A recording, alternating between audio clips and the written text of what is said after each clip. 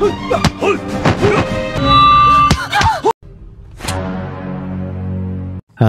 para sudaners, kumaha kabarna? Damang sadena dengan saya si Otong kembali lagi di channel Ningali Film. Pada episode kali ini kita akan melanjutkan alur cerita dari film Pendekar Pedang Ular Legendaris untuk bagian yang kedua. Dan tidak usah berlama-lama lagi, mari kita mulai ceritanya.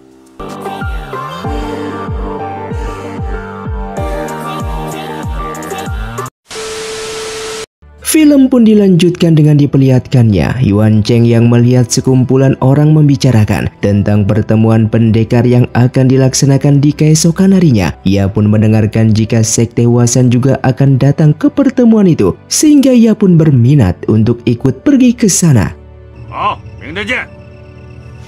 Singkatnya esok hari pun tiba, mereka pun telah menghadiri pertemuan tersebut yang dilakukan di kediaman Min Zihua. Terlihat Min Zihua dari Sekte Xiandu mengatakan jika adiknya dibunuh oleh Ketua Naga Mas, sehingga para tamu pendekar yang hadir memberikan dukungan terhadap Min Zihua untuk mendapatkan keadilan. Yang kemudian datanglah dua orang tamu dari Sekte Wasan yang juga memberikan dukungan. Mereka adalah Jian He dan juga Sun Er. Lalu datang juga seorang tamu, ia adalah Liru yang menyerahkan surat undangan dari Ketua Naga Mas. Sun Er yang terus mempertanyakan kepada Liru tentang di mana Ketua Naga Mas berada. Namun Liru tak menjawabnya, yang membuat Sun Er harus memotong sebelah tangannya. Dengan mendapatkan undangan tersebut dari Ketua Naga Mas, Min Zihua dan para pendekar yang berkumpul ini kemudian bersepakat untuk menghadiri undangan tersebut di keesokan harinya.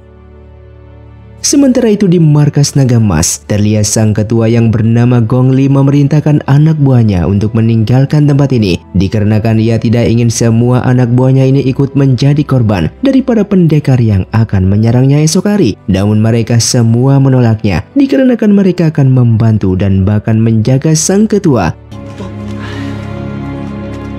Dengan bersamaan Yuan Cheng yang merasa keraguan akan tuduhan pembunuhan yang dilakukan oleh sang Ketua Naga Mas, pada akhirnya mereka pun memutuskan untuk ke kediaman Naga Mas dalam menyelidiki kasus tersebut.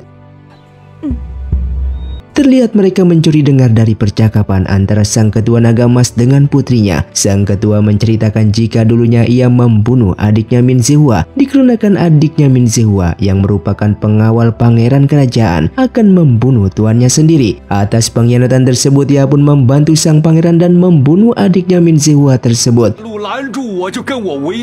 Sang pangeran yang berterima kasih kepadanya menuliskan sebuah surat atas terima kasihnya. Dan singkatnya di saat ia bersama Tuan Ular Emas untuk menemui Min Zihua dalam membahas masalah ini bersama sang pangeran, tiba-tiba di dalam perjalanan mereka dirampok oleh dua saudara Taipai yang merupakan pengkhianat kerajaan Ming, sehingga sang pangeran dibunuh dan surat itu pun diambil oleh mereka. Oleh karena itu sampai saat ini ia tidak bisa membela diri, sehingga satu-satunya orang yang bisa membantunya memberikan kesaksian adalah Tuan Ular Emas. Namun ia merasa jika Tuan Ular Emas pun telah mati. Setelah mendengar cerita sang ayah, Wan Er pun menemui Liru dengan berterima kasih kepadanya yang begitu setia kepada ayahnya tersebut, yang membuat lengannya harus terpotong. Sementara itu Yuan Cheng yang mengetahui akar permasalahan ini, ia pun pergi ke kediaman Min Zihua untuk mencari dua saudara Taipai yang menjadi tamu di sana. Dengan segera ia pun menotok mereka berdua dan mengambil surat tersebut. Di saat Yuan Cheng akan pergi dari sana, secara tak sengaja ia menemukan batu nisan tua yang bertuliskan kediaman Kaisar kedua Kerajaan Ming, yang artinya kediaman Min Zihua ini dulunya merupakan kediaman Kaisar kedua. Dan berdasarkan peta harta karun Tuan Ular Emas, disinilah letak harta karun tersebut dimakamkan, yang dulunya Tuan Ular Emas yang gagal menemukan harta karun ini, dikarenakan tidak mengetahui kalau kediaman Min Zihua ini dulunya kediaman Kaisar kedua. Setelah mereka sampai di kediaman, terlihat Wen Qing sangatlah senang mengetahui kediaman Min Zihua menyimpan harta karun. Selain mendapatkan surat bukti untuk membersihkan nama sang ketua naga emas, Yuan Cheng juga menunjukkan sebuah surat lainnya yang ditulis oleh pangeran kerajaan Jin kepada saudara Taipai tersebut. Surat ini tentunya bisa menjadi barang bukti bahwa dua saudara Taipai ini pengkhianat kerajaan yang bekerja untuk musuh. Singkatnya, esok hari pun tiba. Terlihat Yuan Cheng pun menyerahkan dua surat itu kepada Wan Er yang berterima kasih. Dengan bersamaan, sang ketua naga emas telah menjamu semua tamu yang ia undang. Namun Min Zihua yang memiliki dendam ingin langsung membunuhnya.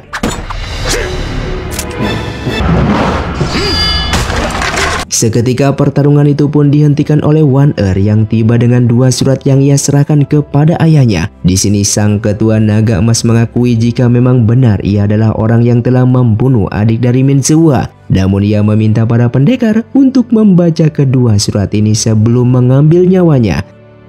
Setelah surat itu dibaca, pada akhirnya para pendekar pun mengerti akan permasalahan tersebut dan menyerahkan surat itu kepada Min Zihua. Namun Jian He tiba-tiba merebut dan bahkan menyobek kedua surat itu dengan menuduh ini merupakan rencana ketua naga emas agar dia tidak dibunuh. Hingga pada akhirnya Yuan Cheng pun tiba di sana. Ia yang tidak menyebutkan namanya dan hanya mengatakan ia adalah utusan dari Tuan Ular Mas sambil memperkenalkan Wen Qing yang merupakan putri dari Tuan Ular Mas. Sun Er yang tidak tahu siapa itu Tuan Ular Mas, ia pun menyerang Wen Qing namun serangan itu dihentikan. Mereka yang tidak percaya Yuan Cheng merupakan utusan dari Tuan Ular Emas, sehingga ia pun ditantang untuk bertarung melawan Min Zihua dan para pendekar lainnya.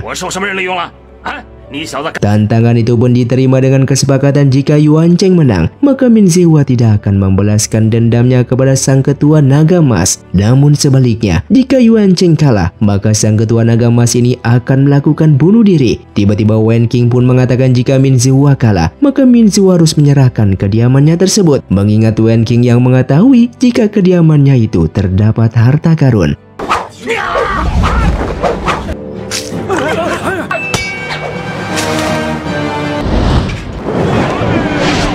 Setelah Yuan Cheng menang, sang ketua naga emas yang baik hati maju dengan meminta maaf kepada Min Zihua. Bagaimanapun juga, ia telah bersalah membunuh adiknya tersebut, apapun itu alasannya. Dan Min Zihua yang menghargai kekalahannya ini, ia pun menyatakan jika kediamannya pun akan diserahkan kepada mereka.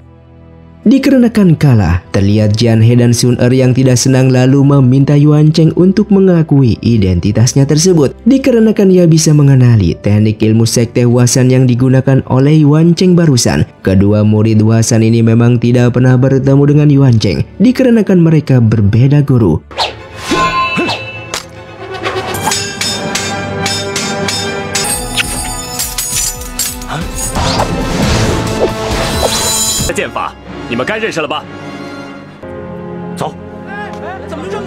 Setelah itu Yuan Cheng memberitahukan bahwa Min Zihua selama ini telah diperdaya oleh dua saudara Taipai yang merupakan pengkhianat kerajaan. Namun mereka baru menyadari jika dua saudara tersebut telah menghilang dari sana. Di sisi lain, pendeta Muzang yang tidak sengaja bertemu dengan dua saudara Taipai di perjalanannya, dengan segera ia pun menangkapnya dan membawanya kembali ke hadapan Yuan Cheng.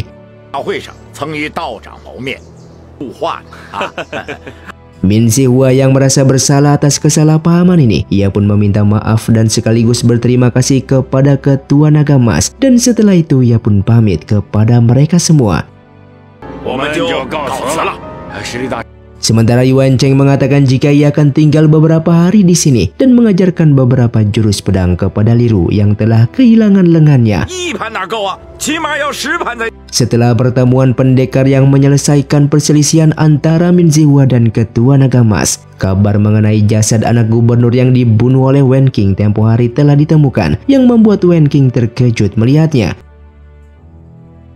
Dengan bersamaan di markas naga emas telah didatangi oleh para petugas kerajaan untuk menyelidiki tentang kematian putra gubernur. Di sini sang ketua naga emas mengatakan jika ia tidak akan mengetahui tentang pembunuhan tersebut. Lalu ia pun memberikan sejumlah uang kepada para petugas yang segera pergi dari sana. Setelah itu para petugas itu juga datang ke rumah pendeta Muzang. Dengan melihat Yuan Cheng dan Muzang yang tidak memperdulikan kehadiran para petugas, membuat para petugas marah dan akan menangkap mereka. Beruntungnya Wan Er menuju ke sana dengan memberitahukan jika orang-orang di sini adalah teman ayahnya. Lalu para petugas itu pun pergi dari sana. Kemudian dari interogasi Wen Qing terhadap dua saudara Taipai, mereka mendapatkan nama Seng Hai sebagai kaki tangan kedua saudara Taipai tersebut. Di malam itu, Muzang yang bermain catur dengan Yuan Cheng tiba-tiba diserang oleh sekelompok orang yang ingin menyelamatkan dua saudara Taipai. Akan tetapi mereka berdua terlihat tidak peduli dengan serangan itu. Bahkan Yuan Cheng memanggil Seng Hai yang langsung membuka penutup wajahnya dan merasa keheranan kenapa Yuan Cheng bisa mengetahui namanya. Lalu setelah permainan catur selesai, Muzang pun menyatakan pamitnya untuk sebuah urusan dan Seng Hai pun langsung diinterogasi. Di sini Seng Hai pun menceritakan bagaimana dirinya bisa menjadi pengkhianat kerajaan Ming, yang dimana ia diburu oleh Master Xin Su yang merupakan master dari sekte Huasan, dikarenakan sebelumnya ia telah mengambil gingseng 500 tahun darinya. Oleh sebab itu para kakak seperguruannya pun dibunuh oleh Master Xin Su. Namun di saat itu ia yang berhasil kabur dari sana selalu diburu oleh mereka. Oleh karena itu ia berlindung pergi menemui Pangeran Rui yang merupakan pangeran dari kerajaan Jin. Namun ia mendapatkan sebuah tugas untuk menjadi pengkhianat kerajaan Ming. Mendengar nama Xin Xiu dari sekte Huasan, Yuan Cheng pun memberitahukan jika Xin Xiu merupakan kakak seperguruannya dan ia bersedia menolong menyelesaikan perselisihan mereka jika Seng Hai bersedia untuk bertobat dan berhenti menjadi seorang mata-mata pengkhianat. Di saat Wen Qing ke pasar sambil ditemani oleh Seng Hai, mereka tak sengaja bertemu dengan Jian He dan Sun Er yang merupakan murid dari Master Xin Su. Seng Hai yang panik segera menundukkan kepalanya. Namun seketika Sun Er menyadarinya dan mengejar mereka. Hingga pada akhirnya mereka bertemu dengan Yuan Cheng dan menolong mereka. Tak lama kemudian Xin Su bersama istrinya pun yang bernama Ernie yang datang ke sana. Yuan Cheng lalu memperkenalkan dirinya kepada kakak seperguruan itu dan kakak ipar seperguruan yang terlihat tidak senang dengannya yang telah melindungi Seng Hai. Xin Su dan istrinya bahkan tidak mau mengakui Yuan Cheng merupakan murid dari guru mereka. Maka dari itu, Xin Su menantang Yuan Cheng untuk bertarung dengannya di keesokan malamnya untuk mengetes apakah Yuan Cheng ini memiliki ilmu sekte Huasan. Dan singkatnya esok malam pun tiba. Terlihat Yuan Cheng menjelaskan kepada Master Xin Su jika saat ini Seng Hai sudah mengakui kesalahannya dan meminta maaf. Namun permohonan maafnya tersebut justru dibalas dengan serangan.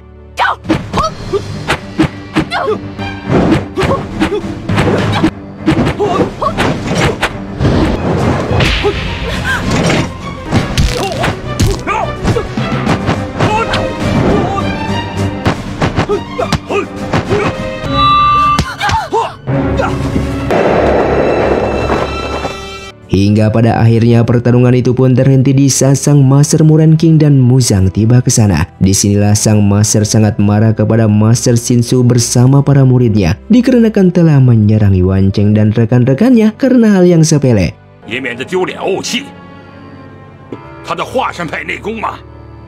Singkatnya setelah masalah itu telah selesai, terlihat Yuan Cheng bersama yang lainnya mulai memeriksa harta karun yang terletak di kediaman Min Zihua. Dengan peta milik Tuan Ular Mas membuat mereka berhasil menemukan titik lokasi harta tersebut yang terletak di bawah gudang penyimpanan kayu. Di bawah gudang itu mereka menemukan sebuah goa yang menyimpan sekitar 10 peti besar yang berisikan emas dan perhiasan peninggalan dari kaisar kedua kerajaan Ming. Di sini Wen Qing mengatakan dengan harta sebanyak ini mereka bisa hidup dengan kemewahan dan membeli apapun yang mereka mau. Ia pun bersedia memberikan 5 peti harta itu kepada Yuan Cheng yang malah menolak pemberian tersebut. Di sini Yuan Cheng mengatakan semua harta ini tentunya adalah milik dari Tuan Ular Mas, yang pastinya adalah milik Wen Qing yang juga merupakan anak dari Tuan Ular Mas. Namun Wen Qing yang ingin Yuan Cheng merasa senang, ia pun memutuskan untuk memberikan semua harta ini kepada Tuan Chuang, yaitu ketua kelompok pemberontak, yang membuat Yuan Cheng mendengarnya pun sangatlah senang. Singkatnya, rombongan Yuan Cheng dengan semua peti harta telah siap diangkut untuk diantarkan ke Tuan Chuang. Dan Wan Er yang mengantar perjalanan itu memperingati agar mereka berhati-hati di sepanjang perjalanan. Hingga pada akhirnya di tengah perjalanan mereka langsung disambut oleh para perampok yang dipimpin oleh Tian Guang.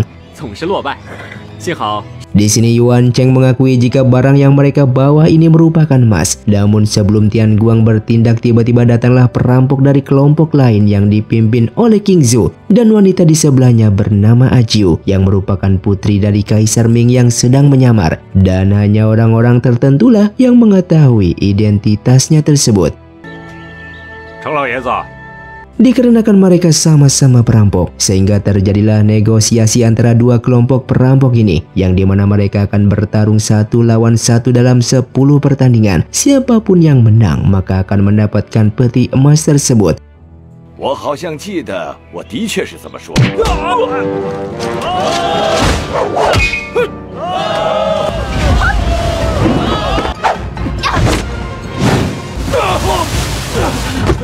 Dan singkatnya pertarungan ke-9 pun dimulai. Terlihat Ajiu akan melawan Hong Liu yang merupakan seorang pendekar yang terkenal dengan ilmu tapak saktinya.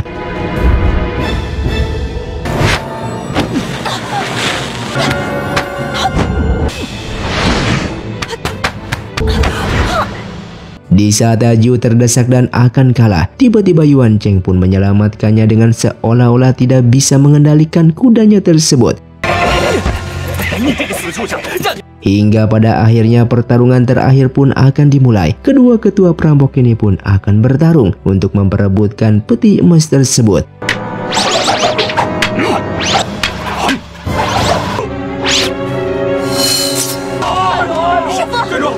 Dengan kondisi kedua ketua yang terluka berat, membuat kedua kelompok ini pun pecah. Hingga pada akhirnya mereka pun menyarankan berdamai dan membagi 2 peti emas tersebut. Terlihat mereka yang akan mengambil peti-peti emas milik Yuan Cheng ini. Namun di sini Yuan Cheng berpura-pura polos dengan beralasan mengapa peti emasnya ini ingin dibawa oleh mereka. Sehingga Hong Liu pun menyadari jika Yuan Cheng ini hanya berpura-pura tidak bisa kungfu dan langsung menyerangnya, yang membuat Hong Liu kalah dan terluka.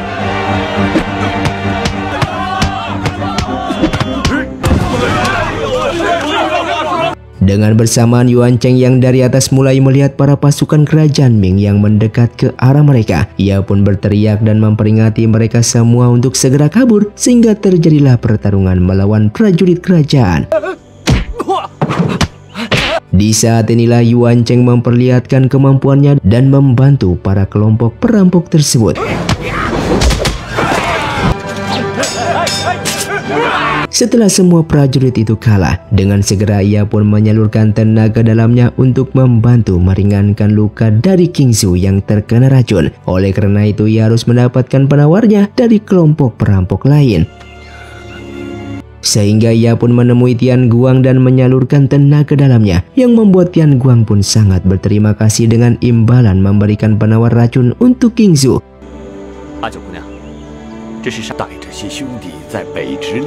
Setelah kedua kelompok perampok ini bekerja sama, mereka pun harus memiliki sebuah rencana agar menang dalam melawan para prajurit kerajaan ini yang jumlahnya sangatlah banyak.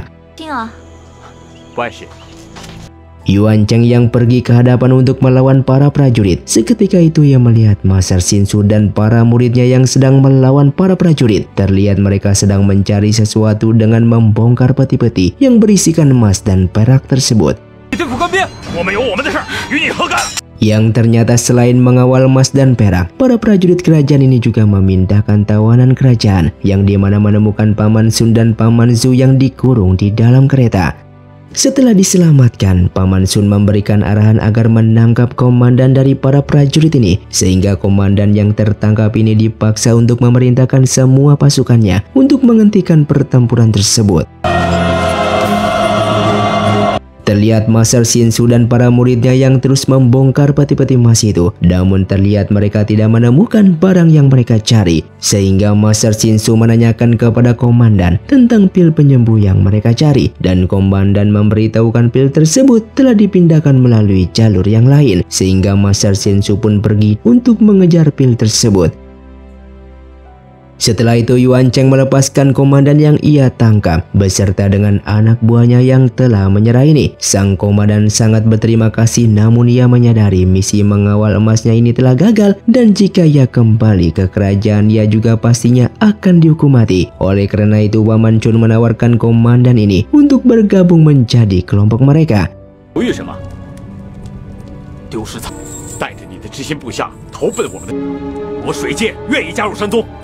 Yuan Cheng lalu memperkenalkan Wen Qing kepada kedua pamannya yang diajak untuk menemui Ajiu dan yang lainnya. Setelah mereka berkumpul dan memperkenalkan diri masing-masing, lalu mereka pun akan melanjutkan perjalanannya ke Gunung Taishan untuk menghadiri perkumpulan para pendekar yang digelar untuk memilih ketua dunia persilatan. Singkatnya, para paman pun mengharapkan Yuan Cheng menjadi ketua dunia persilatan. Karena jika Yuan Cheng tidak menjadi ketua, maka usaha pemberontakan mereka akan menjadi cukup sulit tanpa adanya dukungan dari orang-orang dunia persilatan. Sehingga di saat itulah Yuan Cheng untuk pertama kalinya berlatih ilmu pedangnya dengan pedang ular emas.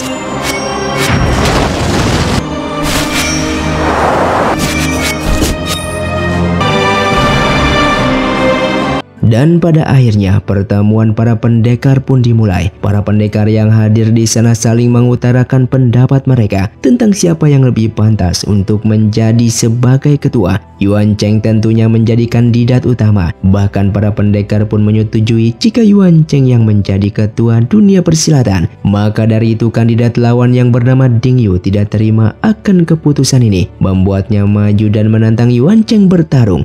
Akan tetapi, dengan cepat seorang pendekar lainnya justru menyerang Ding Yu, sehingga pertarungan mereka berdua ini pun dihentikan oleh Yuan Cheng seorang. Yuan Cheng yang sudah pasti menjadi ketua dunia persilatan ini pun langsung dikagetkan dengan kemunculan sesosok pendekar berbaju putih bernama Fang yang merupakan adik seperguruan dari pendeta Muzang.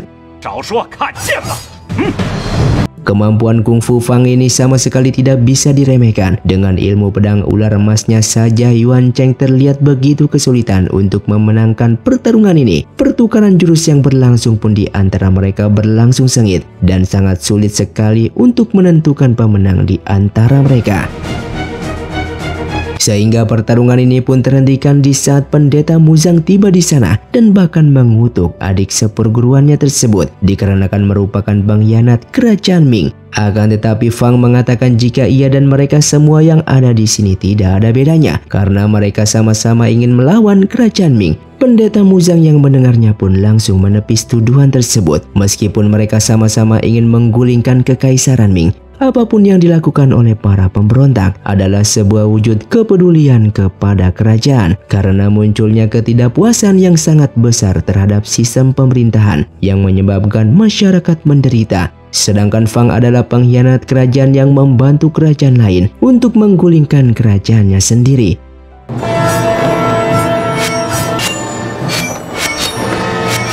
Dengan mendapatkan pedangnya yang patah di saat beradu dengan pedang ular emas, Fang pun dengan segera pergi dari sana. Terlihat para pendekar merayakan kemenangan Yuan Cheng, sekaligus secara resmi mengangkatnya sebagai ketua dunia persilatan. Lalu pendeta Muzang pun pamit dari sana, menyatakan ia masih tetap akan melanjutkan usahanya untuk mengejar adik seperguruannya tersebut. Dan film pun bersambung. Terima kasih untuk kalian yang sudah menonton video ini sampai habis. Sampai jumpa di video selanjutnya. Saya pamit ruang dari Ningali Film. See you, tunggu diri dan salam Sundaners.